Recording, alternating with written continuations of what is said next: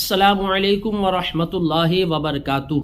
حضرت سیدنا محمد بن عبد الرحمن بن عبداللہ بن حسین تمیمی رضی اللہ تعالی عنہ سے روایت ہے کہ حضور اکرم صلی اللہ تعالی علیہ وسلم نے ارشاد فرمایا کہ میں نے جس کسی شخص کو بھی اسلام کی دعوت پیش کی اس نے تردد اور تھوڑا بہت غور و فکر ضرور کیا، مگر حضرت سیدنا ابو بکر صدیق رضی اللہ تعالی عنہ ایسی شخصیت ہے کہ جب میں نے انہیں اسلام کی دعوت پیش کی تو انہوں نے بغیر کسی تردد کے اور بغیر کسی غور و فکر کے کلمہ پڑھ لیا اور اسلام کے دامن سے وابستہ ہو گئے۔